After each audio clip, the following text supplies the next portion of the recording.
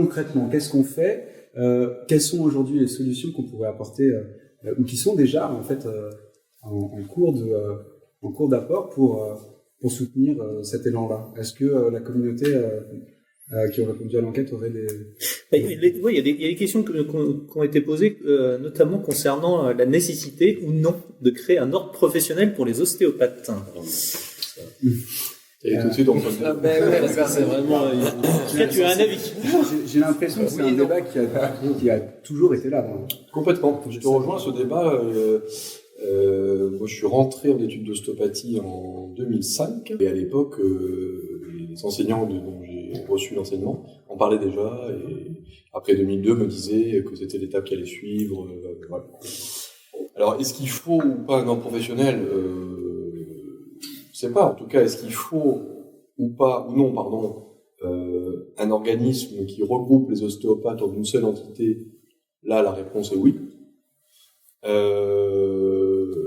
Quel serait l'outil législatif, réglementaire le plus adapté pour pouvoir permettre d'avoir ce que moi j'ai tendance à appeler, parce que du coup ça peut permettre de regrouper, quel que soit l'outil utilisé, voilà, le fil de ma pensée. En fait, c'est quelle serait la maison des ostéopathes. En gros, c'est ça dont on parle. Donc oui, à la question est-ce qu'il faut une maison des ostéopathes, la réponse est oui. Okay. Alors après, l'ordre professionnel a de particuliers, enfin de particuliers entre guillemets, qui est actuellement, en tout cas dans le système de santé en France tel qu'il est organisé aujourd'hui, j'insiste bien aujourd'hui parce que ça peut changer, l'organisme, l'outil juridique utilisé par l'État pour déléguer le service public à une profession, les podologues ont un ordre par exemple, professionnel, pour régir la déontologie et l'éthique au sein de la profession. Il a des avantages, il a des inconvénients. Il a des biais. Il a également l'actualité récente des ordres professionnels, des professions médicales et paramédicales ne donne pas une publicité fabuleuse de ce que pourrait être un ordre professionnel. Quels seraient concrètement les mauvais côtés à éviter si... Il suffit de regarder, honnêtement, l'ordre de kinésithérapeute, ce qui se passe, l'ordre des podologues, au niveau national et au niveau départemental, les abus de pouvoir qui, aussi, au niveau local. Moi, pour arrêter dans la Manche, voilà, j'ai assisté à des histoires parce que t'as des abus de pouvoir, t'as des prises de position.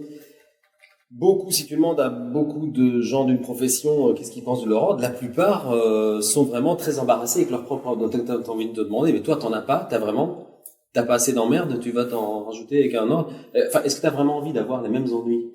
Donc voilà, moi personnellement, c'est mon avis, c'est de bien regarder. J'ai pas beaucoup d'exemples d'un ordre vertueux qui, sauf en façade, hein, mais t'as toujours des jeux de pouvoir, ça vient de la politique. C'est la politique aujourd'hui. Si tu regardes l'ordre des kinés, c'est de la politique et c'est assumé.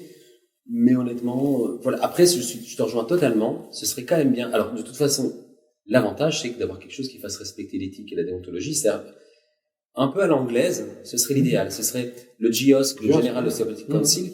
En fait, il est là pour défendre le patient. Si on regarde un contre-exemple, pour moi, c'est vraiment l'ordre des kinés en France. Il va faire des tribunes anti-haute profession, comme s'ils avaient du temps libre à perdre. En Angleterre, c'est vraiment si un patient a un problème, on va nous dire que en France ça aussi ça se passe comme ça, mais en Angleterre ça se cantonne à ça. Si les ordres sont là pour veiller à ce que les professionnels qui répondent de ces ordres-là respectent bien toutes les règles éthiques et déontologiques. Si un patient se plaint de quelque chose en Angleterre, on commence par te suspendre. C'est très violent d'ailleurs. C'est-à-dire même avant même qu'il y ait une décision prise, on commence par te suspendre et donc on donne le doute au bénéfice du patient. Et c'est l'ordre qui va veiller à ce que. Alors en France aussi, ça va être, mais pour reprendre ce que tu dis, alors et à notre niveau et seulement pour nos membres, hein, mais au sein du registre des ostéopathes de France, c'est ce qu'on fait. Hein. On agit tel un ordre, alors uniquement sur nos membres, hein, bien sûr. On les met en suspens lorsqu'ils sont mis en examen ou interdits d'exercer, jusqu'à ce que la procédure aille à son cours. On se porte partie civile dans des procès d'usurpation du titre, des procès de déviance sexuelle et autres, je ne vais pas ces détails. On est réquisitionné par les officiers de police judiciaire, enfin tout ce que fait un ordre, et on tente d'apporter notre contribution sur ce plan-là. Et au sein de notre organisme, je comptais pas trop en parler, mais enfin, puisqu'on évoque le sujet, on a un comité consultatif d'éthique qui gère les questions éthiques, une instance qui gère la médiation et la discipline. Donc on a organisé de cette manière-là. Évidemment, on est bien d'accord, et moi le premier, j'ai pas du tout envie pour ma profession demain qu'on se retrouve avec un ordre professionnel tel que ce que tu viens de dire. Enfin, ça, c'est une évidence. C'est une évidence. Après, j'ai tendance à penser, alors, moi je suis, ceux qui me connaissent pas encore, je suis très utopiste, mais je pense qu'il faut avoir de l'espoir pour provoquer pour que les choses bien arrivent. Je suis très réaliste quand même, hein, mais voilà. Je pense que si les maisons des ostéopathes devaient voir le jour, je l'appelle comme ça pour éviter voilà, je pense qu'elle sera à l'image de la profession. Et moi, j'ai assez confiance en ma profession, j'ai assez confiance en les professionnels qui la constituent pour pouvoir éviter de retomber dans les travers qu'on voit à côté et de pouvoir créer cette maison des ostéopathes à l'image de ce que doit être l'ostéopathie, à l'image que moi j'en ai, qui est plutôt vertueux. Alors, je dis pas, attention, hein, là c'est mon côté réaliste, je dis pas qu'au sein du corpus professionnel, il n'y a pas des gens déviants. Malheureusement, moi qui suis engagé au sein du registre depuis quelques années, nous on voit que la part sombre de la profession. Hein. J'ai pas quotidiennement, j'exagère, mais enfin un peu trop régulièrement à mon goût, des officiers de police judiciaire qui m'appellent pour me dire voilà, est-ce que cet ostéopathe a pratiqué de la bonne manière, est-ce que c'est normal de faire ci, de faire ça, je ne rentre pas dans le détail, voilà. Ça je m'en passerai bien, hein, ça c'est évident, mais ça représente, je le crois, je le pense, j'en suis même certain, une part infime de notre profession. Je vous renvoie vers le dernier récapitulatif de sinistralité, de signalement qu'on a fait. Alors c'était pas 2023, c'est 2022 la dernière mise à jour. Quand on a comparé notre taux de signalement sur les différentes déviances, sur les différents signalements par rapport aux autres professions de santé ou de la santé, on est à quelque chose près sur des taux équivalents. Alors sur des corpus différents en nombre, hein, bien sûr, en N, mais on est sur des taux équivalents. Donc je pense pas qu'on ait plus de déviance en ostéopathie qu'on en a ailleurs. Néanmoins, elle existe. Et j'ai envie de dire, alors ça c'est un point de vue très personnel, mais s'il n'y avait qu'un ostéopathe déviant parmi les 40 000, 30 000, 20 000, ça dépend des chiffres, selon les manifestants ou la police, il y en aurait qu'un seul, ça serait déjà trop. Pourquoi ? Parce que, selon moi, et c'est ce que je disais à l'époque où j'enseignais aux étudiants, selon moi, dès qu'on commence à être étudiant, dès qu'on commence à être professionnel, le premier niveau d'engagement, c'est l'engagement qu'on prend au niveau des patients. C'est la relation qu'on a avec eux, le respect qu'on a envers eux. Ça, c'est déjà un engagement, et c'est déjà comme ça qu'on représente sa profession. Les étudiantes, qui sont avec nous aujourd'hui, quand elles prennent en charge des patients dans la clinique, elles représentent déjà la profession, même si elles sont pas encore professionnelles. Et elles se doivent, tous les étudiants se doivent, à un respect, à une éthique, à un fonctionnement correct, à un respect du patient, et puis qui plus est lorsqu'il commence à pratiquer en cabinet. Pour moi, c'est déjà ce que j'appelle le niveau zéro, c'est pas péjoratif en disant zéro, mais le niveau zéro de l'engagement, pour dire voilà, au minimum il faut que je fasse ça. Et puis si j'ai envie de faire progresser ma profession, j'essaye d'adhérer à une structure. Si j'ai envie d'aller un peu plus loin, je participe à cette structure, etc., etc. Donc, mais ça c'est vraiment le minimum du minimum. Donc non, je veux pas d'un ordre professionnel pour une profession qui ressemble aux ordres professionnels actuels, ça c'est certain. Néanmoins, je pense que notre profession peut et doit se structurer vers ce que j'appelle la maison des ostéopathes. Alors, pour rendre à César ce qui lui appartient, parce qu'il faut citer ses sources, la maison des ostéopathes, c'est pas de moi, c'est de Robert Perronneau-Ferré, le président fondateur du registre. Merci. Mais je pense que là-dessus, c'est un peu comique, dans le sens où ironique, disons, parce qu'en fait, tout le monde est d'accord pour dire qu'il faut une unité, mais on n'arrive pas à la faire. C'est vrai. Et en fait, je pense que c'est pas... on peut tous avoir l'espoir pour que l'ostéo se passe bien, mais pour l'instant, moi je regarde les données, et si on n'avait pas des données, on va faire des décisions pourries. Pour l'instant, les données montrent que les ordres tels qu'on les connaît marchent pas. Donc en fait, surtout, je pense, si on veut faire une structure commune, ça implique aussi de réfléchir sur quel type d'organe de pouvoir on l'a fait, comment est-ce qu'on le structure, et c'est seulement une fois qu'on sera d'accord sur on fait un ordre de telle façon qui convient à tout le monde. Je pense que ça devrait se monter assez vite parce que tout le monde est d'accord pour dire qu'il en faudrait un.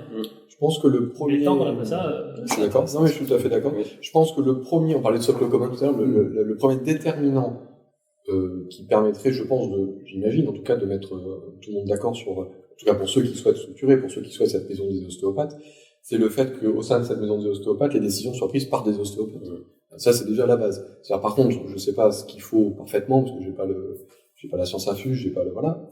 En revanche, je sais ce que je veux pas. Et ce que je veux pas, c'est une autorité administrative dirigée par des gens qui ne connaissent pas notre métier, qui décident notre place.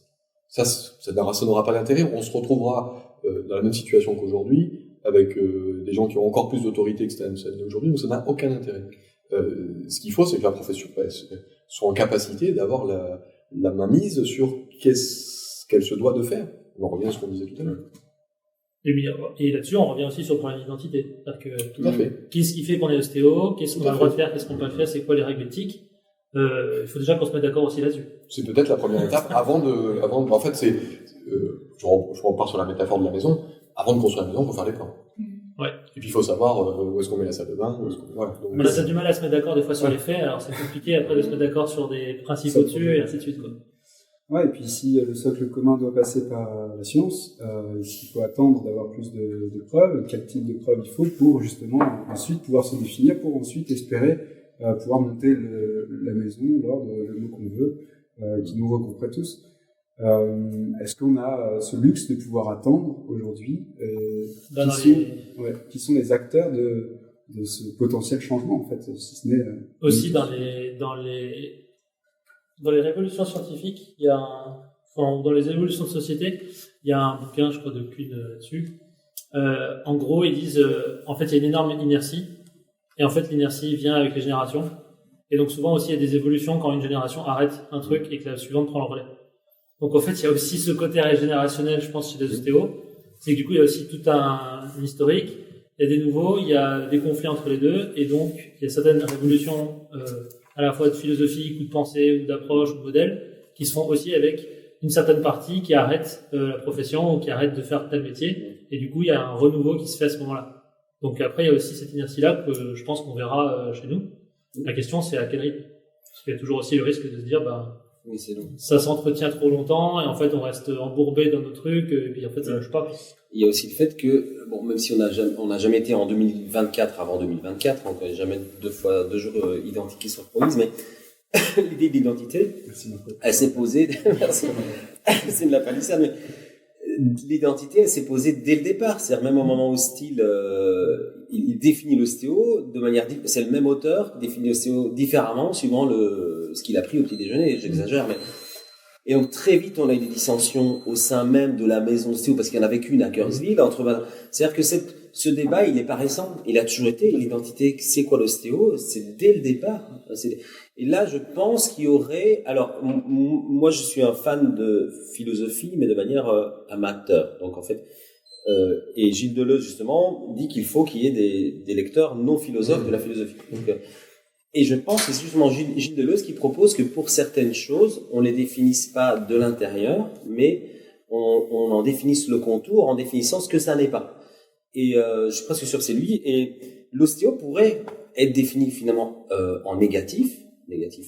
C'est-à-dire que plutôt de dire c'est ça l'ostéo et en dehors de ça c'est pas l'ostéo, on va dire tiens l'ostéo c'est pas ça, c'est pas ça. Donc finalement, on a dessiné le contour de manière un peu floue et se dessine au milieu l'ostéo.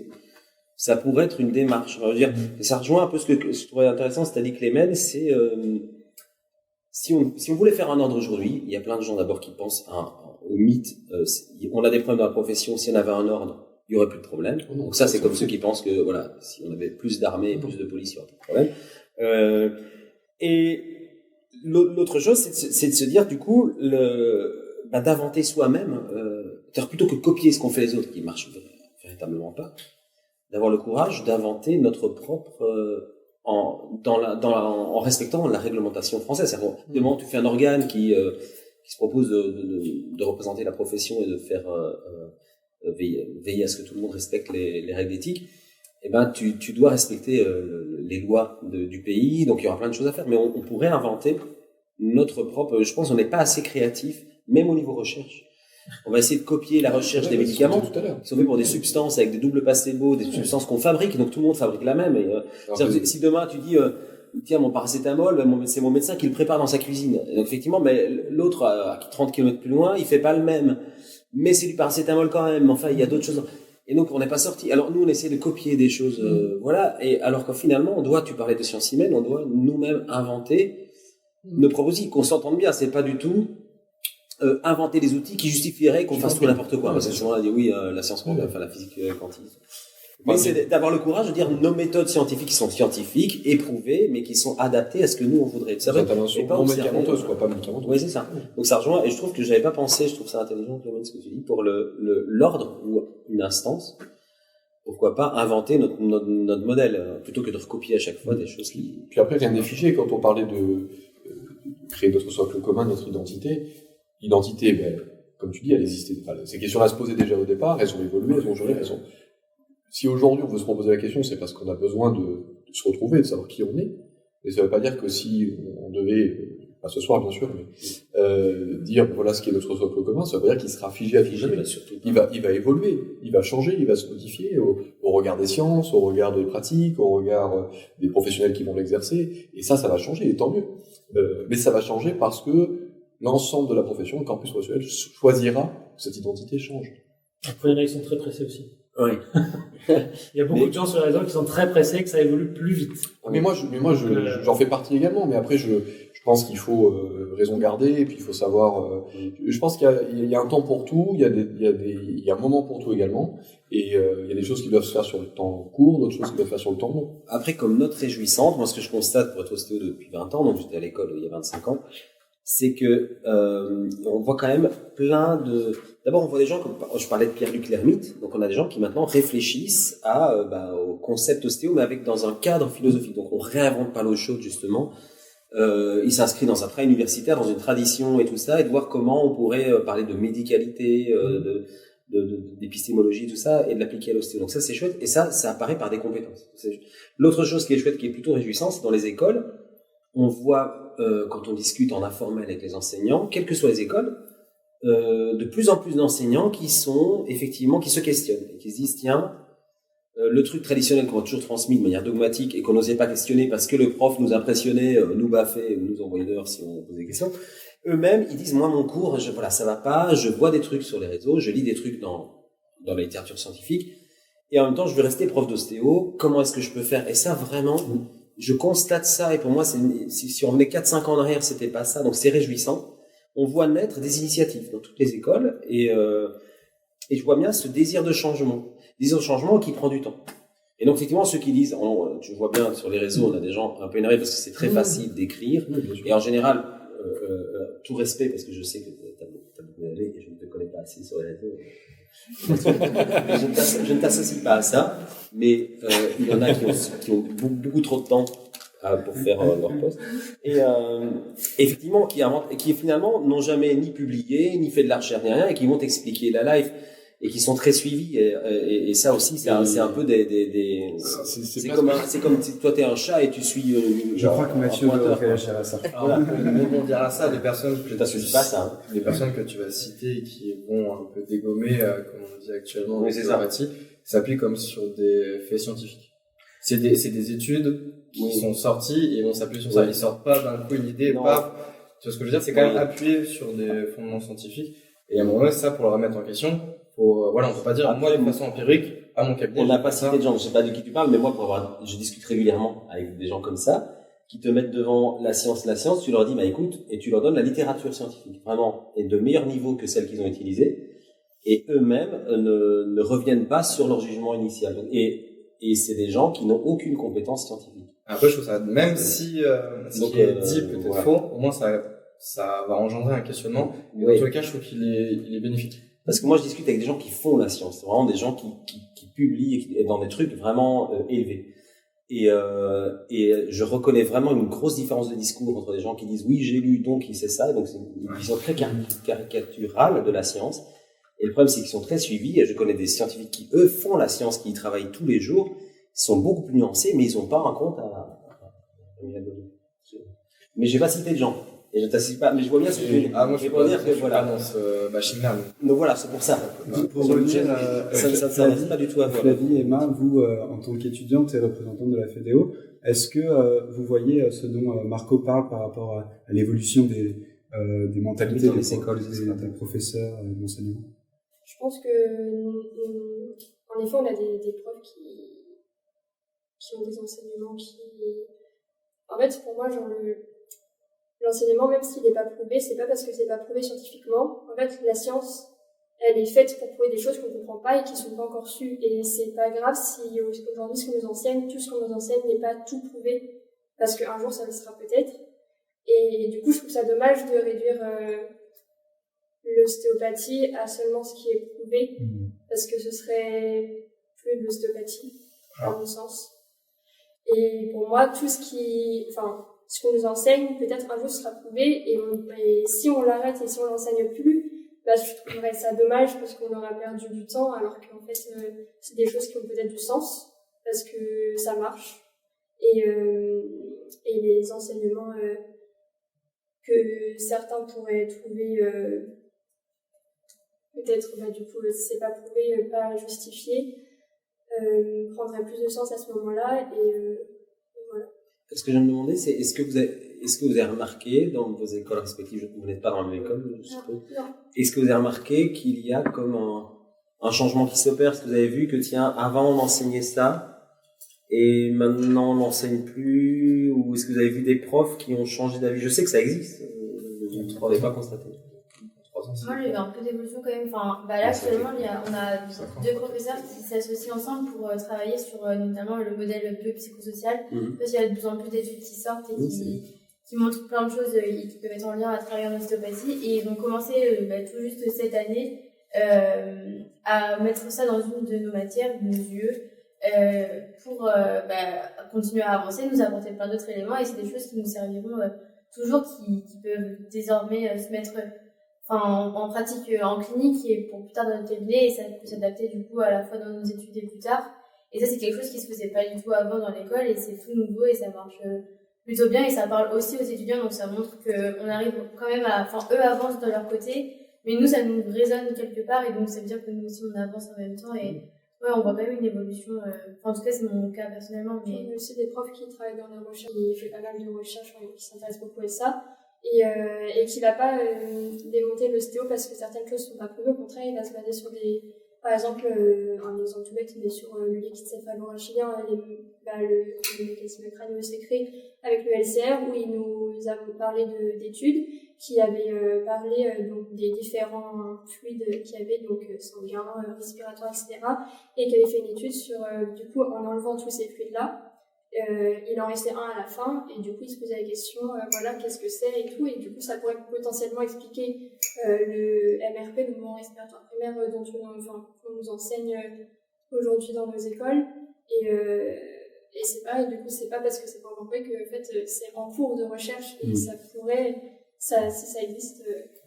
Ce qui est intéressant dans ce que tu soulignes, Emma, c'est de se dire que la recherche, à mon sens, est basée sur de l'empirisme qu'on essaye de prouver. En tout cas, il y a des choses qui existent, et d'essayer de démontrer si, effectivement, comment on peut les reproduire de sorte à ce qu'elles soient le plus efficaces dans telle ou telle situation. Et est-ce qu'aujourd'hui, se priver de certains outils empêcherait peut-être, du coup, la science d'un jour pouvoir s'y intéresser. La science, elle se base aussi sur des observations, et si, à partir de choses qu'on observe, c'est à partir de là qu'on va lancer des problématiques et du coup des recherches sur certains questionnements qu'on se pose. Et voilà. Mais souvent, la forme dans laquelle tu poses la question, c'est qu'en cherche, tu essaies de prouver que c'est faux. Et souvent, en ostéo, on essaie de faire l'inverse et de prouver que c'est vrai. Et du coup, on prend le problème à l'envers, et quand on prend le mauvais bout de la raison, on arrive au mauvais bout, quoi. Donc, et moi, c'est un peu le truc, quoi. Pour revenir, parce que ce que tu expliquais, c'est que même si ça n'avait pas été prouvé, c'est quand même bien de l'expliquer, de l'apprendre, mais des fois, il y a des choses qui sont apprises dans les écoles, qui ont été prouvées scientifiquement que ça n'est pas vrai. Et là, je revenais sur les lois de Freyet. Ça fait des années et des années qu'on les apprend, qu'on les bâche. En plus, c'est compliqué, on va pas se mentir. On passe du temps à essayer de comprendre, ok, je suis en latéroflexion, donc je vais à gauche. Bon, bref, c'est un calcul intellectuel qui est super compliqué pour, au final, ça a fait, je crois, depuis 2016, parce qu'avant c'était que sur des radios, donc on avait que des plans frontaux et alors maintenant ça a été prouvé que c'était pas vrai. Maintenant on a des images 3D, on sait comment ça fonctionne, et en fait sur les 3 lois qui expliquaient par Freyet, on n'a qu'une qui fonctionne. Quand on rajoute de mouvements, le troisième il perd voilà. Et on continue de les apprendre à l'école, et on sait que c'est pas vrai. Après le problème dans l'école, c'est que t'as un prof qui va dire un truc, et que si c'est pas quelque chose qui est basé sur la science, alors j'ai rien contre le fait d'expliquer des modèles historiques, dire voilà, historiquement on pensait que c'était comme ça, et les présenter comme ça on sait d'où on vient. Le problème c'est que souvent quand c'est dans une école, c'est quelque chose qui va sanctionner ton année, est-ce que tu redoubles ou pas, et en fait si c'est basé sur rien, potentiellement tu redoubles et tu repayes une année pour parce qu'un prof n'aime pas, ou parce que t'as pas dit ce qu'il fallait dire au bon moment. Et moi je trouve que ça c'est problématique. Donc c'est pour ça que c'est bien d'avoir un minimum de base sur lequel on arrive déjà à se mettre d'accord sur les faits, avant avant de faire des trucs trop compliqués et super complexes. Déjà, si on avait des bonnes bases, ça serait déjà cool. À propos de base, je crois que c'est en 2023 qu'il y a eu le rapport de l'IGAS qui est sorti. Est-ce que peut-être c'est positif pour le décor ostéopathique? Tu lis dans mes pensées, parce que j'allais prendre la parole pour en parler et faire écho à ce que vient de dire Clément, parce que tu viens de pointer du doigt quelque chose d'important, c'est que le cursus de formation en France, il est école dépendant, c'est-à-dire qu'aujourd'hui, j'essaie de peser mes mots, mais bon, il faut dire les choses telles qu'elles sont. Globalement, quand tu rentres dans une école d'ostéopathie aujourd'hui en France, tu es à peu près sûr, 5 ans plus tard, d'avoir ton diplôme. Je sais que ce que je dis n'est pas politiquement correct, mais c'est la réalité. Et parmi tous ces gens qui ont des diplômes, c'est des gens très compétents, qui ont bossé pour l'avoir. Je ne retire en rien tout ça. Néanmoins, la vérité est là. Et le rapport de l'IGAS pointe cette problématique. C'est pour ça qu'il a été fait. Et c'est pour ça qu'il a été fait d'ailleurs, tout à fait. Est-ce qu'on peut rappeler brièvement tous les points qui ont été notés sur le rapport de l'IGAS? Alors vous avez 4 heures. C'est long, hein. Pas forcément tous les points, mais... Alors, non, par contre, ce qui est intéressant, c'est que sauf erreur, alors déjà, ça a été long, parce que le rapport de l'IGAS, l'IGAS a été missionné par Olivier Véran, à l'époque, ministre des Solidarités et de la Santé, mais il a été, c'était sur un temps long, donc à l'époque, le ministre avait changé, au départ, il ne devait pas le publier, puis l'en publier, je vous fais la version courte de l'histoire. Ce que moi, je retiens de ça, au dehors du fait que la plupart des points qui ont été soulevés par les enquêtrices de l'IGAS font relativement consensus dans la profession. Il n'y a pas tellement de points qui... Je me tourne vers toi parce que je sais que tu avais fait un article avec Pierre-Adrien là-dessus. Ouais, Pierre-Adrien a fait le gros du boulot. Hein. Ça a vraiment... Alors, rendons à César ce qui lui appartient. Voilà, il a fait 5 à 10% de grand max, il a fait vraiment... Donc, c'est des choses qui étaient constatées déjà depuis un certain temps, on va dire. Ce qui est aussi intéressant, je trouve, à constater, c'est que le cadre de la mission, tel qu'Olivier Véran l'avait fait à l'époque, était centré sur la formation au sens large, on va dire, pour rester simple. Et au fur et à mesure de leur enquête, au fur et à mesure des auditions qu'elles ont faites, ces enquêtrices, ces deux femmes, elles ont été poussées même plus loin, au-delà du cadre de leur mission, en proposant peut-être de structurer la profession. Enfin, elles ont été au-delà de la seule formation. Donc, elles se sont rendues compte qu'en fait, la formation, c'était le foyer de certaines problématiques, mais que ça allait au-delà, que ça allait même dans le cadre de la profession. Parmi les recommandations, il y en a plein, hein, mais de peut-être mettre en place un diplôme national plutôt qu'un diplôme d'école, par exemple. C'est une des recommandations qui a été faite. Aujourd'hui, ça veut pas dire forcément que c'est mal fait, hein, c'est pas ce que je dis, je porte pas de jugement en disant ça, mais aujourd'hui, c'est un fait avéré. Aujourd'hui, on est au cours de la formation et à la fin de la formation, jugés par les mêmes personnes qui nous ont formés. Est-ce que c'est pas problématique? C'est une question que je pose, j'ai pas la réponse, mais voilà. Est-ce que il serait pas opportun de sélectionner dès le début de la formation également?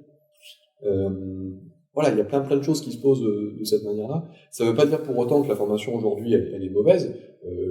Moi j'ai la chance, je sais pas si c'est une chance, mais j'ai été formé dans l'ancien référentiel et j'ai formé dans le nouveau référentiel, enfin, un peu dans l'ancien et un peu dans le nouveau, donc j'ai connu un peu tout, du bon et du mauvais côté. Pour faire très court, ancien référentiel, on était un peu laissés à nous-mêmes, c'était le bordel, excusez-moi de parler crûment, c'était nous, étudiants, qui allons chercher les infos, qui disions au directeur d'établissement, mais on veut faire ci, on veut faire ça, parce que ça nous intéresse, et du coup la formation, on l'a presque faite sur mesure, j'exagère, mais voilà. Aujourd'hui, la formation est très cadrée, ce qui est très bien, parce que ça apporte, je pense, quelque chose de beaucoup plus sérieux à la formation qu'elle n'a été auparavant. Après, de mon point de vue personnel, et de mon expérience d'enseignant, je trouve qu'elle laisse peu de place à l'autodétermination des étudiants, à la volonté, à la possibilité qu'ont les étudiants de faire des recherches par eux-mêmes. Je mets de côté évidemment ceux qui le font quoi qu'il arrive, hein, ça va de soi, mais je parle pour le gros des étudiants. Et moi j'encourage les étudiants, je les encourageais à l'époque où j'étais enseignant, mais je les encourage encore aujourd'hui, à faire des recherches par eux-mêmes, à remettre en question. Moi je détestais quand je faisais cours et qu'il n'y avait aucune question, que les étudiants prenaient pour argent comptant tout ce que je leur disais, je trouvais pas ça intéressant, parce que pour moi, c'est pas ça un cours. Un cours, ça doit être un moment où on échange, où on remet en question, où on essaie d'évoluer ensemble, de se remettre, voilà. Parce que c'est une formation professionnelle. On n'est pas dans une formation académique, théorique. Une formation professionnelle, on va chercher des outils professionnels pour pouvoir avoir des compétences. Donc, on est censé avoir cet objectif en tête et de dire, ben voilà, moi, je veux être compétent en tant que professionnel. De quoi j'ai besoin pour l'être? Un petit peu de tout ça. Après, peut-être le problème à souligner aussi, c'est le fait que toutes les écoles soient privées. Il y a un pourcentage de réussite qui doit arriver à chaque fin d'année. Et on était prof, je dirais pas dans quelle école, de podologie. Je savais qu'un 7-8, un élève pouvait vite se transformer en 10. Pour qu'à la fin, il puisse valider son année. Est-ce que ce côté privé aussi, il n'empiète pas un petit peu sur le vrai niveau des étudiants en année? C'est sûr. Parce que moi, je me rappelle, quand j'ai eu des 6 et que je devais repasser le truc, après, quand je le révisais, j'étais calé sur le sujet. Mais là, imaginez, j'ai 7, on me met à 10. J'étais déjà pas bon, mais je passe quand même, donc je vais pas le revoir. Je trouve que ce côté un peu privé, pourcentage de réussite, je trouve qu'il est plus néfaste qu'autre chose. En tout cas, personnellement. Et puis le manque de passerelle aussi. C'est-à-dire qu'une fois que tu commences les études d'ostéo, t'as pas trop de choix que de continuer. C'est-à-dire que tu peux pas dire, j'ai fait 2 ans, je sais pas, peut-être que je continue sur une licence d'autre chose ou machin. En gros, une fois que t'as commencé, il faut finir, quoi. Et en plus, donc ça te lance pas trop de choix de latéralité pour... C'est ce que je me pose aussi la question, c'est qu'en tant que podologue, j'ai pu devenir ostéopathe, mais un ostéopathe, en fait, je pouvais faire la passerelle qui me permettait d'aller en ostéopathie, mais à l'inverse, c'était pas possible. Alors que... Il n'y a pas de réciprocité dans les passerelles. Moi, c'est ça, alors qu'anatomiquement parlant, en ostéopathie, je trouvais que c'était même plus dur, parce que j'ai vu en ostéopathie qu'en podologie. Donc, je pense qu'un ostéopathe qui arrive en première, deuxième année de podologie, il est pas capable de... il est pas du tout perdu. Et je n'aime pas ce truc de tout le monde peut aller en ostéopathie, mais inversement, l'ostéopathe peut aller nulle part. Je trouve ça assez fou. Ça fait partie, je pense, des choses que, vous leur donner la parole et voilà, que ça vous défendez. Oui, on travaille sur les passerelles et les équivalences CTS parce qu'au final, notre formation, elle a aucun crédit au CTS. Ça nous permet aucune passerelle et on a aucune reconnaissance en licence, master, on n'a rien du tout et du coup, on peut faire à l'inverse comme tu l'as dit, mais nous, si on est diplômé ostéo, c'est beaucoup plus compliqué de faire dans le sens où au final, on n'a accès à rien du tout et on est un peu bloqué, quoi. Je trouve ça vraiment tellement dommage parce que on apprend il y a tellement d'unités d'enseignement dans le référentiel qui pourrait servir à plein de choses et qui intéressent plein d'étudiants mais qui se retrouvent au final bloqués et découragés et je trouve ça vraiment limitant et je trouve ça vraiment dommage. Est-ce qu'il y a de l'espoir que ça progresse, cette nous, on a de situation-là? l'espoir, oui. En tout cas, on travaille dessus, on lâche pas l'affaire et je pense qu'on va y arriver, oui. Est-ce que vous aimeriez aller, est-ce que vous aimeriez aller pour aller plus loin dans cette démarche? Est-ce que vous aimeriez aller parce que pour moi, l'étape d'après de ce que tu décris, c'est l'universalisation. Merci beaucoup. Alors, le rapprochement universitaire, oui. Universitarisation, pas forcément, ouais. Pourquoi? Parce qu'il y a plein d'inconvénients qui pourraient être vus par les étudiants, le fait d'avoir quelque chose de très global et du coup qui perdrait, je reprends leurs mots, mais qui perdrait l'identité d'ostéopathie et qui deviendrait vraiment global et mélangé à toutes les autres professions et du coup ce serait quelque chose qui se perdrait dans le temps et qui serait vraiment dommage. Mais à contrario, ça nous apporterait plein d'avantages comme les accès bourses, etc. C'est pour ça que nous, à côté, on se passe sur d'autres dossiers, on travaille sur nos propres accès bourses, nos propres accès CROUS, parce que frais très élevés, coût de la rentrée très élevé, on paye la CVEC comme les autres étudiants. Donc, plutôt rapprochement universitaire qu'universitarisation. Mais j'aime mieux ça personnellement. Est-ce qu'il y aurait d'autres solutions par rapport au rapport EGAS qui vous viennent à proposer de mémoire, une des propositions, alors je ne sais plus si c'est rapprochement universitaire ou universitarisation, mais c'était dans une des propositions, ouais. La préfération, je crois que ça a été le cas dans certains pays, je sais que je ne me trompe pas, en Italie ou en Belgique, mais où du coup l'universalisation de l'ostéopathie, des écoles d'ostéopathie dans les universités, a complètement... en fait, ils ont dit ok, on vous intègre dans les universités, mais à contrario, du coup, on vous enlève toutes les matières du coup qui sont pas prouvées, donc ils ont plus ni de viscéral ni de crânien. Et du coup, c'est aussi un choix, et c'est pour ça aussi la crainte, je pense, des étudiants. Est-ce que si on accepte ça, est-ce qu'on restera ostéopathe, est-ce qu'on gardera l'intégrité de notre enseignement ou pas, quoi. Et du coup, je pense que ça, c'est quelque chose à garder en tête et à faire super attention en fait en intégrant que ce soit le système de santé ou les universités en général, de ne pas perdre... Mais je crois à la HES en Suisse, ils sont passés sur un truc complètement universitaire, mais ils ont gardé la plupart de ces modèles en modèle historique, et ça n'a pas du tout posé souci. Enfin, du coup, eux, c'est intégré dans leur cursus. Au début, ils le gardaient même pas en modèle historique. Par exemple, en question ukrainien, c'est parce que moi j'ai décidé d'enseigner directement le modèle historique comme en l'appelant historique. Mais ça se faisait avant, ça se faisait. C'est très particulier. Ils ont réussi à universaliser la formation sans perdre du tout la spécificité. Cela dit, dans chaque pays c'est différent. En Italie, ça vient de changer. Je sais qu'au Québec, ils sont en pleine phase de ça. Et pour être en contact avec les gens justement sur le sujet ukrainien, c'est vraiment un sujet. Mais du coup, ça c'est bien, ça nous pousse. C'est comme l'IGAS, on peut voir le bon côté, ça nous pousse aux fesses. Plutôt que se retrancher derrière nos trucs historiques, c'est la questionner et finalement de se dire pourquoi pas en profiter pour un peu laisser tomber tout ce qui finalement maintenant quand même évidemment ne tient pas la route et pour travailler pour redéfinir comment on réexplique notre travail sur la tête maintenant par exemple, notre travail sur le ventre. Je sais qu'au Canada, il y en a qui le font. Travailler sur le ventre, Anaïs Beaupré, on en parle de manière vraiment très moderne et tout à fait compatible avec ce qu'on sait aujourd'hui. Et le travail sur la tête, voilà, on est plusieurs à essayer de montrer qu'on peut, en le basant, et du coup, parce que c'est ça l'idée, c'est de défendre, c'est ça qui est contre-productif, c'est que ceux qui sont attachés à la tradition, en se cantonnant sur leurs vieux principes, empêchent l'évolution des choses, et que le jour où on les confronte à la vraie vie, vu qu'elle n'a pas évolué, elle est vraiment très très facile à dégommer, quoi. Et l'idée, c'est de ce qu'on peut vivre au départ comme un inconfort, tiens, ça vient questionner ma pratique, c'est plutôt quelque chose qui va pouvoir la maintenir en vie, cette vision dynamique. Donc, si on veut défendre je sais pas, une approche de la tête en ostéo, ou du ventre, eh bien, il faut accepter ses limites, il faut la redéfinir et apprendre à en parler comme on pourrait en parler aujourd'hui. Donc ça, je trouve, c'est plutôt une bonne chose. Après, si on disqualifie aujourd'hui la tête et le viscéral, c'est parce que justement, en tant qu'ostéo, on n'a pas travaillé sur le modèle. C'est pas normal, aujourd'hui, d'enseigner un truc qui a été fait il y a 60 ans. Ça veut dire que c'était la vérité infuse il y a 60 ans. Il y a que la vérité infuse qui change pas. Donc là, dans un truc dogmatique. Il faut qu'on se questionne, c'est pas normal. Et Frayette, c'est pas normal. C'est pas normal qu'on enseigne. Par contre, ce qui est bien, c'est que lui, ça fait partie de notre héritage, on l'enseignait, mais dans la partie historique. Il y a aussi une question de qu'est-ce qui est le plus efficace pour le patient. Parce que du coup, nous, on se dit, oui, il faut absolument qu'on garde ce truc-là ou qu'on garde ce truc-là. Mais si vraiment on a fait plein de questionnements et qu'on n'a trouvé aucune base solide, la question aussi, c'est de savoir est-ce que ça marche pour le patient, au global ou pour une population. Parce que du coup, pareil, on est plus nombreux, donc on a plus d'exigences et donc il faut qu'on prouve aussi une certaine efficacité. Et si on n'a pas de trucs qui prouvent que c'est plus intéressant, et que potentiellement un kiné, lui, va faire plus de trucs orientés recherche avec des outils qui, eux, ont été prouvés qui marchent. Pas forcément beaucoup, mais un peu.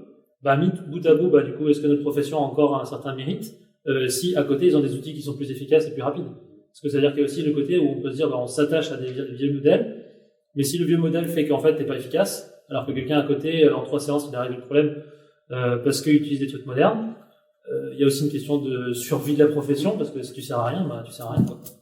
C'est pas parce que dans le passé on faisait des trucs bien, on a des qualités qu'il faut identifier, qu'il faut garder, mais voilà, il faut prendre le temps de se questionner sur qu'est-ce qui marche vraiment et qu'est-ce qu'on garde. On va arriver à la fin de cette soirée. Est-ce que l'un ou l'une d'entre vous aurait une dernière remarque, une dernière chose à souligner, une dernière question? Moi, il y a un truc quand même que je trouve par rapport à ce qu'on a.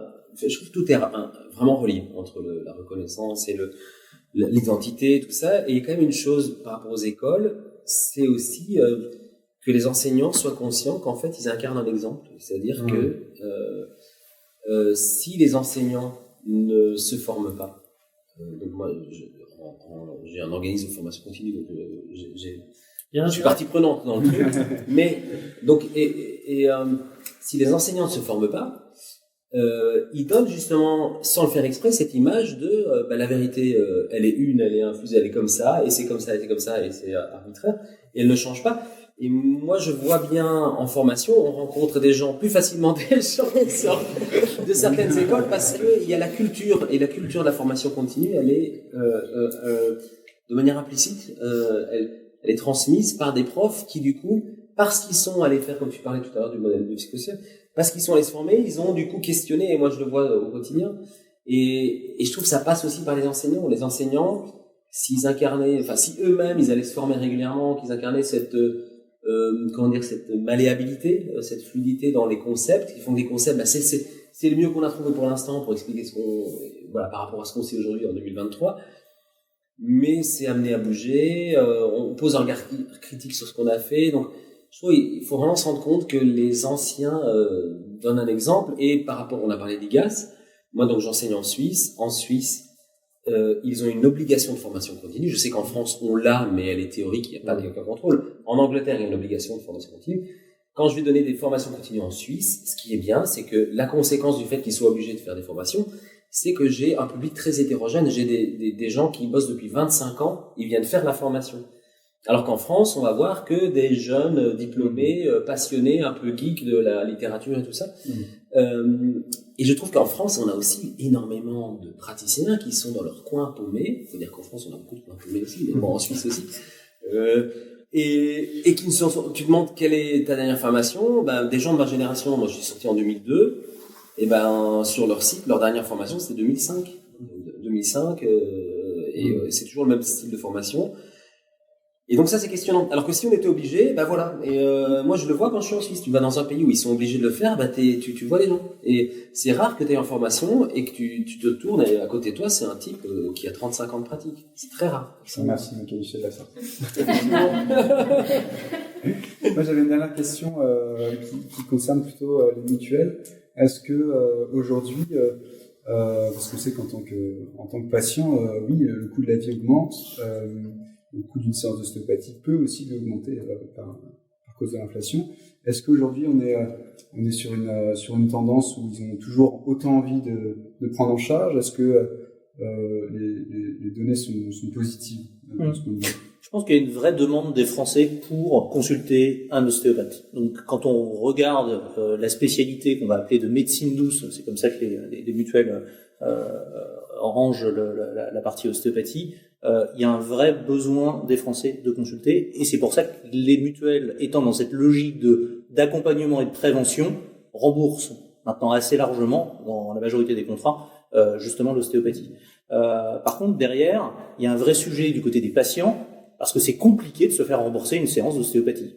Quand vous allez chez un médecin généraliste, quand vous allez chez un podologue, vous avez votre carte vitale, et donc, ça se passe plutôt bien pour vous faire rembourser. Par contre, quand vous allez chez l'ostéopathe, c'est à vous de vous débrouiller de cette facture pour vous faire rembourser.